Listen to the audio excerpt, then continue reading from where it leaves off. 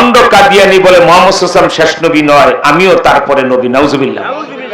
মানবো আমরা? আরে নবীজির চেয়ারে গোলাম কাদিয়ানিকে বসতে দেব আমরা?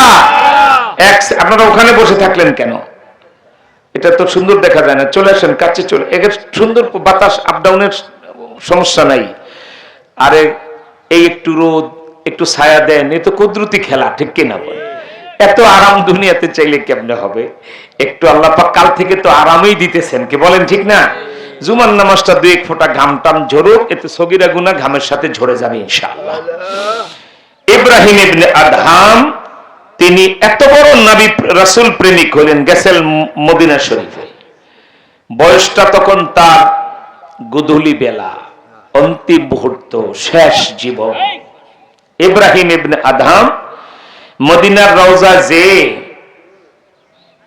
প্রথমে ভাবলেন যে আলেমদের কাছে, বাদশা তো, যে আলেমদের কাছে শুনেছি আমার রাসূল মরে যায় কবরে শোয়া।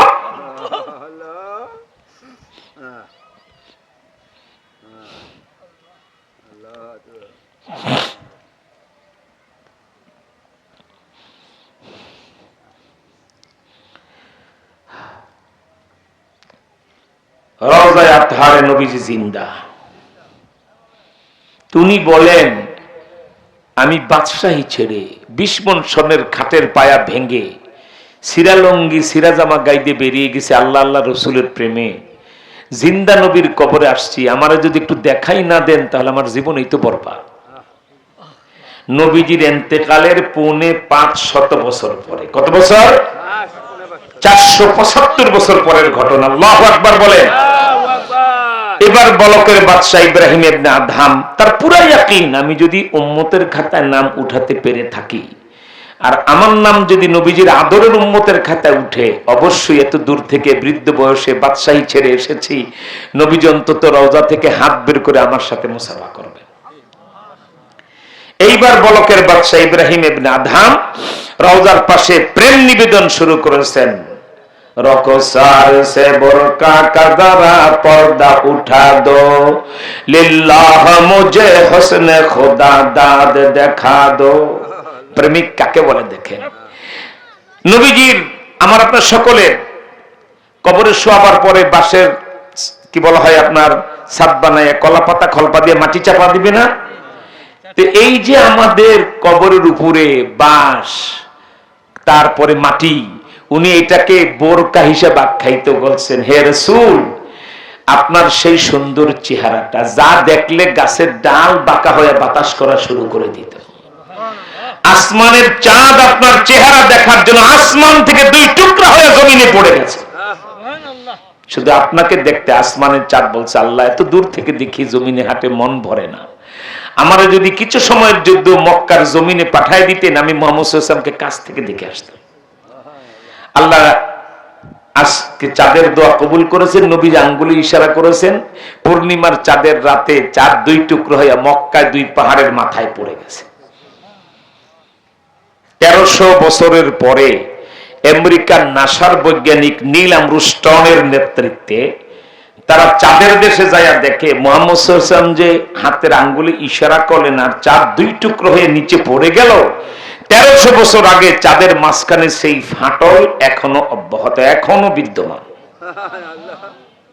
সেই ফাটাটা 2 পাশ থেকে মাটি নিয়ে ফাটলটা মাঝখানে রেখে মাটি পলিথিনে প্যাকেট করে নীল আর্মস্ট্রং নিয়ে আমেরিকান ল্যাবরেটরিতে পরীক্ষা করে দেখলেন যতবার দেয় ততবার সম দেখায় 1300 বছর আগের ফাটল এটা। নীল আর্মস্ট্রং কয়েকবার টেস্ট করে কলমা পড়ে মুসলমান হয়ে গেছে যে মুহাম্মদ সাল্লাল্লাহু আলাইহি ওয়াসাল্লাম সত্য নবী।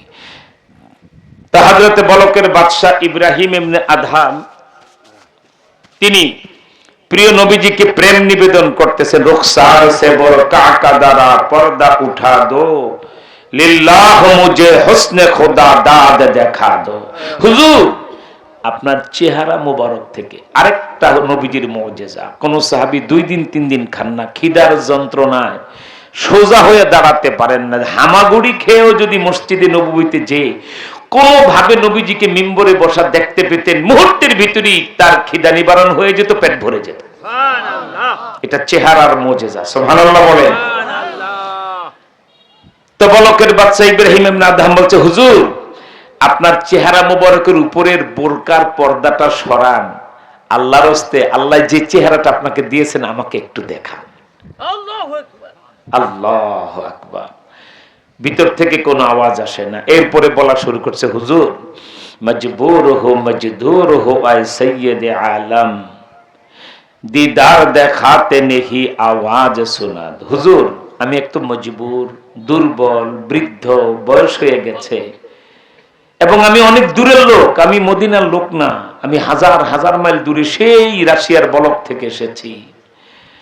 আল্লাহর হস্তে যদি আমার সাথে দেখা দিতে নাই চান তাহলে একটু আওয়াজ শোনায় দেন, কারণ আমার বিশ্বাস আমার রাসূল জিন্দা কবরে শোয়া, কবর থেকে কোনো আওয়াজ উঠে না। এবার বলে নাই বাহরা কারণ সদকা হুসাইন ইবনে আলী কা প্যাসা হু মুঝে শরবতে দীদার পেলা দো। হযরত হাসান হুসাইনকে বরাত দিয়া বললেন, যেই নাতিদেরকে এত আদর করতেন হাসান হুসাইন, তাদের বরাত দিয়া বলছি আল্লাহর হস্তে আপনি আমাকে একটু সাক্ষাতের শরবত খাওয়ায় দেন। যখনই এই কথা বলছেন 10,000 হাজিরা নবীজির রওজা জিয়ারত অবস্থান করছেন, তখন সবাই দুরূদ শরীফ পড়তেছে, সালাম দিতেছে। হঠাৎ হযরত ইব্রাহিম ইবনে আদহাম যখন বললেন যে ইয়া রাসূলুল্লাহ একটু মোলাকাতের শরবত আমাকে খাওয়ায় দেন, গোটা মদিনা ভূমিকম্পের মতো কাঁপতে শুরু হয়ে গেল। মুহূর্তের ভিতরেই দেখলেন যে আল্লাহর রাসূল রওজা থেকে ইন্তেকালের 475 বছর পরে, 550 বছর পরে নবীজি ইব্রাহিম ইবনে আদহামকে রওজার ভিতর থেকে হাত বের করে বলছেন, ইব্রাহিম আসো, আল্লাহু আকবার। হযরত ইব্রাহিম ইবনে আদহাম নবীজি রওজা থেকে হাত বের করে দেখার নূরের দৃশ্য দেখে চিৎকার দিয়ে বেহুশ হয়ে পড়ে গেছে। আমার ভাইরা, তিনি খতমে নবুয়তের সংগ্রাম পান নাই, শুধু নবীজির সুন্নতের মুহাব্বত, যে রাজকীয় মুকুট মাথায় রাখা যাবে না, টুপি মাথায় দিতে হবে, বাদশার দামি পোশাক পরা যাবে না, সুন্নত তরিকায় হাঁটুর নিচ পর্যন্ত যায় সেই জামা জুব্বা আমার পরতে হবে, আর এত দামি দামি কাপড় পরা যাবে না, আমি পুরান কাপড় নিয়ে বেরিয়ে গেলাম, এইটুকুন মহাব্বতে। আর নবীজির সারা জীবনের অভ্যাস ছিল নিজের জামা কাপড় কিছু ছিললে নবীজি নিজেই সেটা হাতে সেলাই করতেন। সুবহানাল্লাহ। এই কয়েকটা সুন্নতের আমল করে তিনি এতটা নবীজির প্রিয় হয়ে গেছেন, আল্লাহু আকবার। প্রিয় নবীজি সাল্লাল্লাহু আলাইহি ওয়াসাল্লাম রওজা থেকে তাকে হাত বের করে দেখাচ্ছেন। ভালো করে মনে রাখবেন, যারা খতমে নবুয়তের ইজতেমা ময়দানে জুমার নামাজ পড়তে এসেছেন, রাত্রে আল্লামা মামুন হক সাহেব সহ বিখ্যাত, বিশেষ করে মামুন হক সাহেব হলো আমাদের রাতের সবচেয়ে বড় আকর্ষণ, ঠিক কিনা? বাংলাদেশের ভবিষ্যৎ মহারাজ, আলহামদুলিল্লাহ বলেন। যত ষড়যন্ত্র করিবার হারানো হয়েছে, ভবিষ্যতে বাংলাদেশ উলটপালট হতে পারে, মামুনুল হক আর হারানো যাবে না, ঠিক কিনা জবাই বলেন? দেখেন আপনার আল্লাহর ফজলে ইনশাআল্লাহ। আর এই বাংলাদেশ থাকবে না, অন্য বাংলাদেশ হয়ে যাবে ইনশাআল্লাহ বলেন।